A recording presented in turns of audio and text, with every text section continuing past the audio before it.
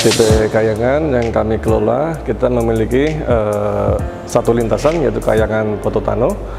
Kemudian di masing-masing pelabuhan kita ada 2 dermaga. Sedangkan kapal yang beroperasi ada 27 kapal melayani selama 24 jam. Jadi kami mengangkut kendaraan, juga mengangkut penumpang orang. Dalam satu trip kita rata-rata penumpang bisa di waktu yang penuh kita bisa 24 kendaraan untuk kapal yang kecil, untuk kapal yang besar kita bisa sampai 30 kendaraan.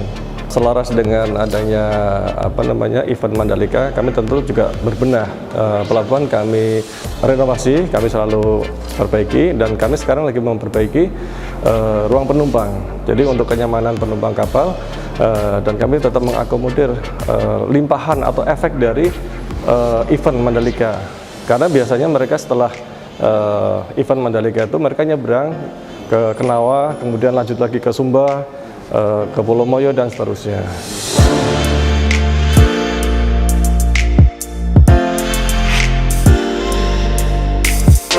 Kami dari Pertamina tentunya sebagai BUMN nasional turut mendukung adanya sirkuit baru, di mana sirkuit ini tentunya menjadi kebanggaan dari seluruh masyarakat Indonesia.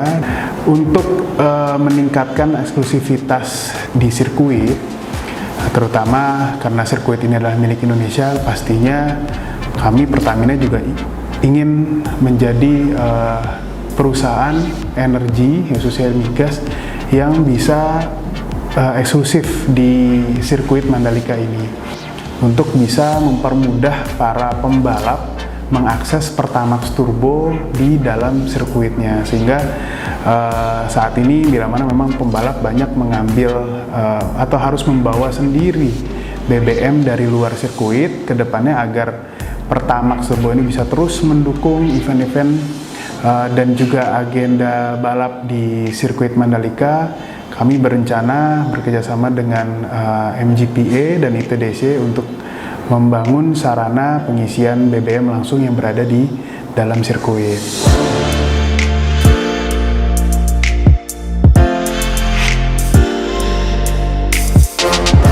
Indosat memperluas jaringan di wilayah Nusa Tenggara Barat ya, jadi penambahannya cukup signifikan dibandingkan dengan tahun-tahun sebelumnya.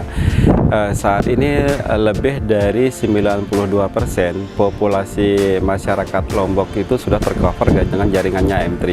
Nah, dengan tercovernya jaringan M3 di seluruh wilayah Lombok, khususnya di daerah kawasan ekonomi khusus di Mandalika ini, akses internet itu bisa lebih luas dan lebih lancar dan lebih stabil juga. Jadi harapannya adalah dengan jaringan yang luas, pemberdayaan masyarakat untuk mempromosikan produk-produk mereka juga bisa semakin lancar ya.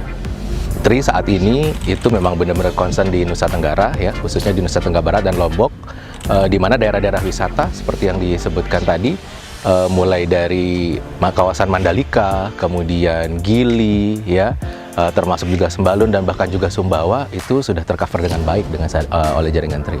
Untuk kualitas, yang pertama mungkin secara coverage itu hampir 2 kali lipat peningkatannya. Kemudian tentunya juga peningkatan dari sisi kualitas, di mana untuk pengguna-pengguna yang misalnya menggunakan di dalam ruangan, kemudian baik itu secara kualitas jaringan, kecepatan maupun juga latensi itu jauh lebih baik, sehingga ini diharapkan bisa mendukung potensi dari daerah, kemudian juga memberdayakan masyarakat untuk menggunakan layanan-layanan digital itu untuk jauh lebih baik sih.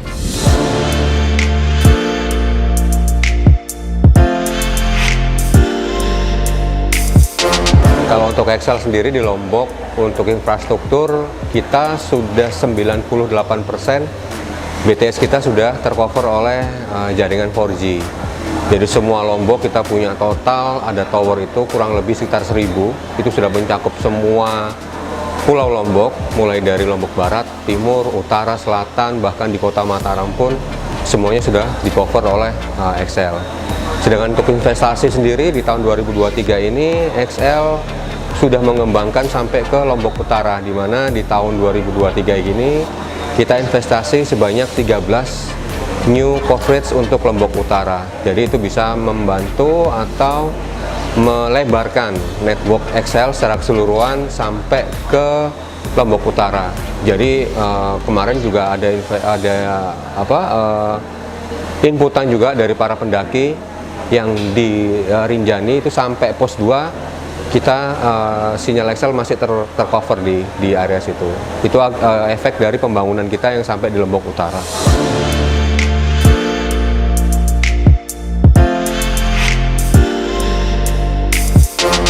Untuk co-firing PLTU Sumbawa sudah dimulai dari bulan Mei di tanggal 19-20 tepatnya, yaitu kami melakukan go live untuk co-firing Bonggol Jagung sebanyak 5%. Kalau 5% itu komposisinya sekitar per hari kami 300 ton batu bara. Jadi kalau 5%-nya itu kurang lebih sekitar 15 ton. Jadi kami selama 1 tahun di 2022 kami continue di 5%. Namun untuk menjaga pasokan itu kami berusaha untuk mencari alternatif yang lain. Contohnya adalah kita menggunakan wood chip. Wood chip ini adalah dari penggunaan kayu bekas rabasan, baik itu dari sisa rabasan dari jalan-jalan, kan banyak kita pohon-pohon itu yang dipotongin ataupun kita manfaatkan untuk sebagai bahan campuran batu bara. Nah, cuman di sana ada sisi dilematisnya kami, yaitu adalah bagaimana kami bisa menjaga kontinuitasnya. Akhirnya kami membuat suatu program yang namanya Hutan Energi, yang ini juga diberikan support dari wilayah untuk program TJSL, Tanggung Jawab Sosial dan Lingkungan. Jadi kami membangun hutan energi sebanyak 15.000 pohon, dan itu harapannya di tahun-tahun selanjutnya kami bisa continue untuk penggunaan co-firing. Di tahun 2022 kami menggunakan 5%, di tahun 2023 kami ditargetkan sebesar sampai dengan 10%. Dan itu menjadi challenge tersendiri bagi kami, karena di tahun berikutnya target itu tidak terus turun tapi terus naik. Di tahun depan, di 2024, kami diminta untuk melakukan substitusi sebanyak 20%. Kalau 20% itu kurang lebih kami harus menyediakan 20.000 sampai dengan 30.000 ton untuk biomas. Jadi nanti harapannya ditarget di tahun 2025 bauran EBT 23%, PLTU Sumbawa itu dapat memberikan kontribusinya untuk membantu target nasional.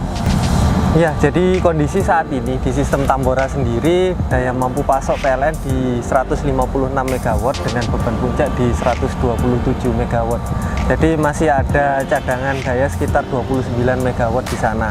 Jadi dari PLN sendiri memang kami sebisa mungkin menyediakan pasokan yang handal dan juga efisien dan juga energi bersih ya dengan adanya co-firing ini. Jadi harapannya nanti dengan rekan-rekan sekalian yang nanti berinvestasi di Pulau Sumbawa ini khususnya tidak ragu lagi. Ke depan juga dari kami PLN juga menyiapkan diantaranya yaitu PLTMG Sumbawa 2 dan juga PLTMG Sumbawa 3. Selain itu juga kami juga tidak menutup mata terkait EBT ini, kami juga siapkan juga untuk PLTS tersebar di Pulau Sumbawa sekitar 10 MW. Jadi nanti pasokan daya ini sudah mencukupi dan juga mendukung iklim investasi sendiri di Pulau Sumbawa.